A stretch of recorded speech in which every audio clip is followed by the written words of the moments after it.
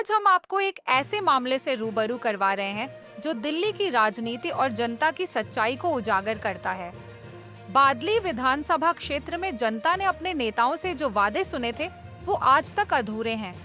क्या आपने कभी सोचा था कि एक नेता अपने वादों से मुकर सकता है?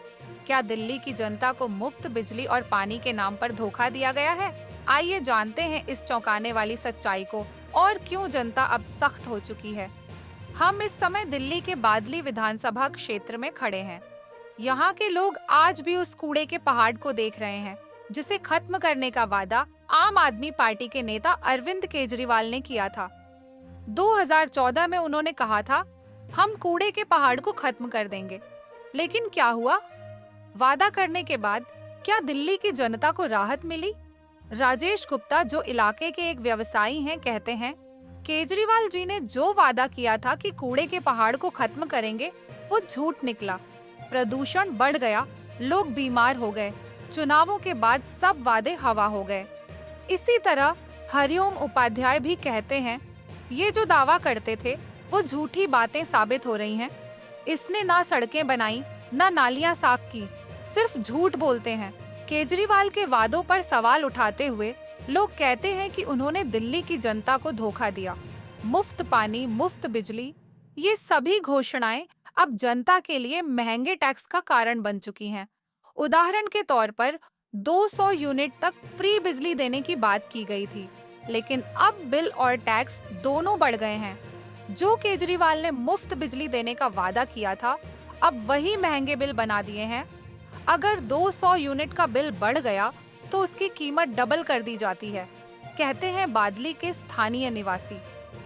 एक और दिलचस्प और चौंकाने वाली बात सामने आई है।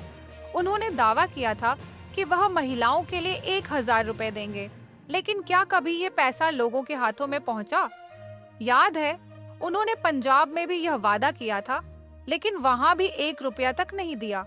दिल्ली में भी यही हालत है, कहते हैं स्थानीय लोग। हरियाणा, मध्य प्रदेश और उत्तर प्रदेश जैसे राज्यों के मुकाबले दिल्ली में जो योजनाएं थीं, वो या तो बंद हो चुकी हैं या फिर बिल्कुल असरदार नहीं रही। आयुष्मान कार्ड, जो गरीबों के लिए शुरू किया गया था, उसे भी केजरीवाल ने बंद कर दिया। अब सवाल उठता है, क्या ये योजनाएं सिर्फ एक चुनावी हथकंडा थी? हमने वोट दिया लेकिन इनसे कुछ नहीं मिला, कहते हैं स्थानीय निवासी, जो अपनी समस्याओं का समाधान चाहता है।